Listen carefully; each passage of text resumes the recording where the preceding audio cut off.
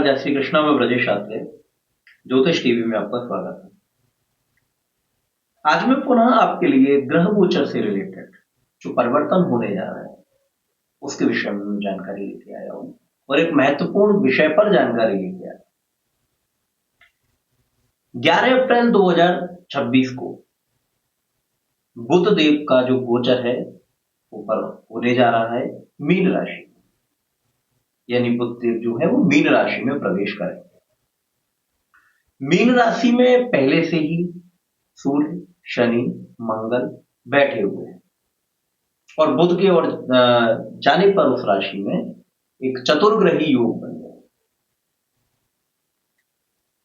चतुर्ग्रही जो योग इस समय ये जो 11 अप्रैल को बनने जा रहा है, इससे पहले भी ये योग मीन राशि में बना है। इसकी अगर हम गणना करें तो शनि की गति से हम गणना करेंगे। शनि किसी भी राशि में वापस जब आता है तो 30 वर्ष का पीरियड जो है वो निकल चुका होता है, यानी 30 वर्ष बाद शनि उसी राशि में वापस आता है। तो 2026 में ये योग बन रहा है और इससे पहले ये योग जो है वो 30 वर्ष पहले बना था मीन राशि। यद्यपि ये योग जो है वो बहुत एक अल्प समय के लिए बन रहा है, क्योंकि 11 अप्रैल को बुध देव जो है वो मीन राशि में प्रवेश करेंगे और यहां पर 14 अप्रैल को सूर्य जो है वो मीन राशि से आगे गोचर करते हुए मेष राशि में प्रवेश कर रहे हैं। तो ये चतुर्ग्रही योग जो बना है वो यहां पर समाप्त हो जाएगा, लेकिन 11 तारीख से लेकर 14 तारीख तक यह चतुर्ग्रही योग बना और जब जब मीन राशि में यह चतुर्ग्रही योग बना है, सृष्टि में, पूरे विश्व में, यहां तो भारतवर्ष में भी बड़े आमूलचूल परिवर्तन देखने को मिले। अब यहां से हम इसकी गणना करें कि 2026 से पहले यह युति कब बनी, तो यह युति वर्ष 1996 में 30 वर्ष पहले यह युति बनी। अब यहां पर आप 1996 की जब ये युति बनी थी मीन राशि में चतुर्ग्रही सूर्य, मंगल, शनि और बुध की, उस समय की घटनाओं का यदि आप विश्लेषण करेंगे तो आपको एक संकेत मिल जाएगा। और उसके बाद में फिर आप 30 साल बैक जाएंगे तो फिर आपको वही संकेत मिल जाएगा कि अमूमन ऐसी घटनाएं हैं इस युति के दौरान बनती है। अब हम यहां पर विश्लेषण करते हैं 1996 में जब ये युति बनी थी तो क्या क्या परिणाम हुए। मीन राशि जल तत्व की राशि है और मीन राशि जो है वो समुद्र के जल को प्रदर्शित करती है। सूर्य और मंगल दोनों ही अग्नि तत्व के ग्रह माने जाते हैं और जब आग और पानी का टकराव होता है तो आप समझ सकते हैं कि प्राकृतिक आपदाएं, बाढ़, विनाश, बारिश, ये जो है कहीं ना कहीं संसार में परेशानी देती है, प्रकृति में परेशानी देती है और जनमानस को इसका कष्ट झेलना पड़ता है। तो ऐसी स्थितियां चल ही रही हैं, आए दिन आंधी तूफान, बारिश, ये सब हो रहा है, फसल बर्बाद होती जा रही है और ऐसी परिस्थितियां इन 4 दिन में और बन सकती हैं। इसके अतिरिक्त अगर हम यहां पर एक विश्लेषण और करें तो सत्ता परिवर्तन भी ये युति करा देती है। जब कोई ऐसा महत्वपूर्ण निर्णय ले लिया जाता है जिसको कि आगे चल के उसका सत्ता परिवर्तन में एक मील का पत्थर साबित हो जाए। इस युति की एक घटना मैं आपको बताना चाहूंगा। 1996 में सेमीफाइनल, आप सब लोगों को वर्ल्ड कप का याद होगा, जब श्रीलंका उसमें एंटर्ड हुआ था और भारत की पराजय हुई थी। भारत की पराजय जो हुई थी उसमें दर्शकों ने बहुत उपद्रव मचाया था स्टेडियम और उसके बाद श्रीलंका को विजेता घोषित करके भारत को पराजित होना पड़ा था और श्रीलंका उस वक्त वर्ल्ड कप भी जीती थी। उससे पहले श्रीलंका कभी वर्ल्ड कप नहीं जीत पाई, एक बहुत ही महत्वपूर्ण घटना। उसके बाद में 1996 में इसी युति के दौरान गुजरात में भाजपा की सरकार गिरी थी, सत्ता परिवर्तन। आगे हम चलते हैं। इसी युति के दौरान भारत में वायु प्रदूषण से होने वाली जो अकाल मौतों का आंकड़ा था वो 40,000 से अधिक था। एक बहुत बड़ी रिपोर्ट आई थी, एनवायरनमेंट पर बहुत बड़ा बवेला उस समय मचा हुआ। इसके अतिरिक्त हम और स्थिति देखते हैं। वैश्विक स्तर पर अगर हम इस चीज की स्थिति देखें तो स्कॉटलैंड में एक स्कूल में गोलाबारी हुई थी जिसमें 16 बच्चों की हत्या कर दी गई थी और उसमें शिक्षक भी मारे गए। और शायद इसी घटना के बाद में हैंडगन रखने पर ब्रिटेन में प्रतिबंध लग गया था।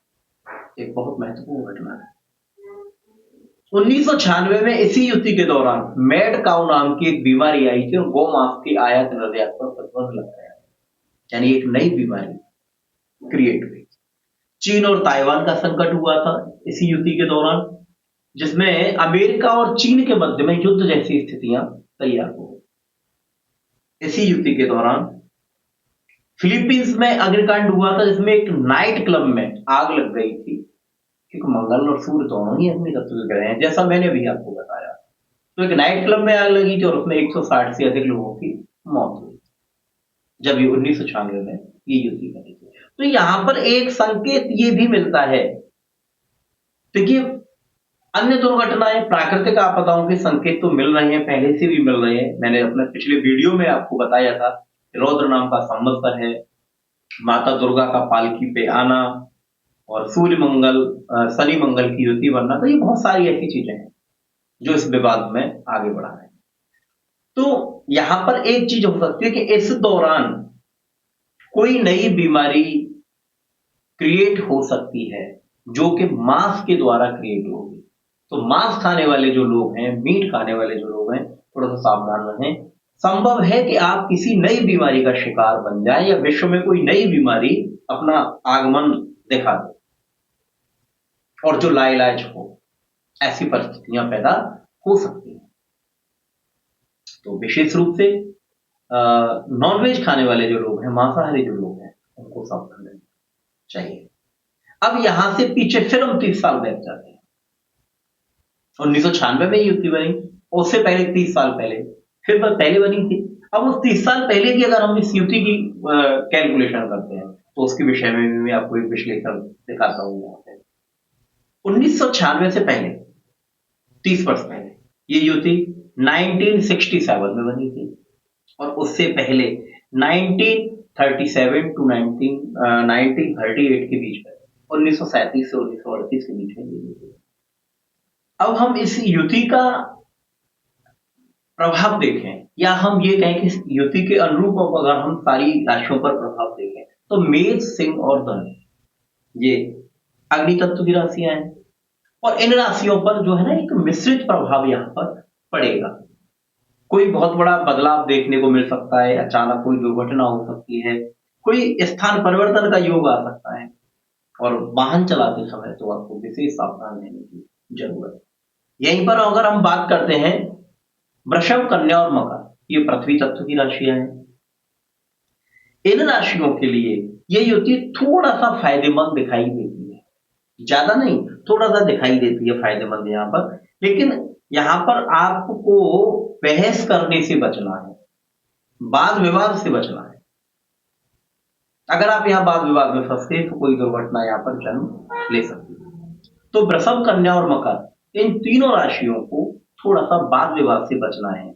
अब अगर हम यहां पे बात करें मिथुन, तुला और कुंभ राशि की, तो मानसिक उथल पुथल बहुत ज्यादा रहने की संभावना है आप लोगों के लिए। स्वास्थ्य पर विशेष ध्यान दीजिएगा और यहां पर आपको पेट या हड्डियों से संबंधित कोई समस्या बन सकती है, स्किन से रिलेटेड इन्फेक्शन आपको हो सकता है। अब हम बात करते हैं कर्क, वृश्चिक और मीन राशि की। तीनों ही राशियां जल तत्व की राशियां हैं, तो जल तत्व की राशियों को विशेष रूप से सावधान रहने की आवश्यकता है। यहाँ पर कोई छोटी सी भूल आपकी बहुत बड़ी दुर्घटना को जन्म दे सकती है, तो आपको सावधान रहने आवश्यकता। और मीन राशि पर तो वैसे भी जो है शनि की 7.5 का प्रभाव है, तो इस तरह की चतुर्ग्रही युति बनना यहाँ पर जिसका कि इतिहास हम उठा के देखते हैं तो बहुत अच्छा नहीं है, आपके लिए परेशानी का कारण बन सकता है। तो कर्क वृक्ष को मीन राशि वाले जातकों को विशेष सावधान रहने की जरूरत है। अगर हम यहीं पर विश्लेषण करें कि 1996 से पहले जब 1967 के लगभग ये युति बनी थी, उस समय क्या घटना हुई, केवल उस वर्ष की घटनाओं का मैं जिक्र और करूंगा, शेष तो आप भी डेटा ढूंढ के देख सकते हैं। वर्ष 1966 में जब ये युति बनी थी, तो उस समय भी ये युति मीन राशि में बनी थी। उस समय क्या हुआ था, एक विशेष समझौता हुआ था भारत और पाकिस्तान के बीच में, जो ताशकंद समझौता, जिसमें कि ताशकंद समझौता जो था वो बहुत ही भयंकर दबाव के अंतर्गत हुआ था। और उसके बाद क्या हुआ था कि हमारे बड़े सीधे साधे और सरल व्यक्तित्व के रहे पूर्व प्रधानमंत्री लाल बहादुर शास्त्री जी की जो है वो रहस्यमय मौत हुई थी। और भारतवर्ष में एक बहुत बड़ी राजनीतिक अस्थिरता और उथल पुथल का माहौल था, और इसके बाद में इंदिरा गांधी का अभ्युदय हुआ। तो सत्ता परिवर्तन के संकेत भी युति थे। यहीं पर हम बात करें तो मिजोरम में भी विद्रोह इस युति के दौरान हुआ था, और ये पहला इतिहास था भारतीय इतिहास में, भारतीय इतिहास में ये पहली घटना थी कि जब भारत सरकार को अपनी ही सीमा के भीतर एयर स्ट्राइक करनी पड़ी 1966 में। और इसी समय वियतनाम में भीषण युद्ध हुआ था, और विरोध प्रदर्शन उस समय वियतनाम में हुए, जिसमें बहुत भयानक हिंसा हुई थी, और बड़ा प्राकृतिक आपदा अगर हम उसको कहें तो हुई, बहुत विध्वंस हुआ था वियतनाम। तो मिजोरम का विद्रोह, लाल बहादुर शास्त्री जी की रहस्यमय मृत्यु और वियतनाम में, अगर हम यही बात करते हैं वर्ष 1937 में जब ये युति बनी थी, तो उस समय हिटलर और नाजी सेना अपनी शक्ति बढ़ा रहे थे, और विश्व युद्ध का जो था एक संकेत जो थे वो मिलना शुरू हो गए थे कि विश्व युद्ध यहां पर संभव है। भारत का शासन अधिनियम जो था 1935 वाला, वो भी इसी समय लागू हुआ था। हिंडनबर्ग आपदा यहां पर हुई थी, जो प्रसिद्ध एयरशिप था जर्मन का, जिसमें भीषण आग लगी थी, और उसके बाद में हवाई यात्राओं में आमूलचूल परिवर्तन हुए। आज वही सारी युतियां बन रही हैं, तो इतिहास कहीं अपने आप को रिपीट न करे, तो हमें विशेष रूप से सावधान रहने की जरूरत है। और अभी मैंने जैसे विश्लेषण बताया, अग्नि तत्व की राशियों का, वायु तत्व की राशियों का, जल तत्व की राशियों का, पृथ्वी तत्व की राशियों का, थोड़ा सावधान रहने की, अपने इष्ट से जुड़े रहिए, अपने गुरु से जुड़े रहिए, परमात्मा का नाम लेते रहिए, वाद विवाद से बचिए, यात्रा करते समय सावधानी रखिए, और कुछ समय के लिए हो सकता हो तो हवाई यात्रा से बचिए। तो कहीं ना कहीं हम एक प्रयास कर सकते हैं सेफ रहने का। तो 11 अप्रैल से लेके जो है ये युति बनने जा रही है, तब तक सूर्य इस युति में रहेंगे। सूर्य के अगली राशि में गोचर करने के बाद, मेष राशि में गोचर करने के बाद में ये युति टूट जाएगी, तो इसका प्रभाव थोड़ा सा कम हो जाएगा, क्योंकि अग्नि तत्व का एक ग्रह यहां से अगली राशि में जाके चला जाए।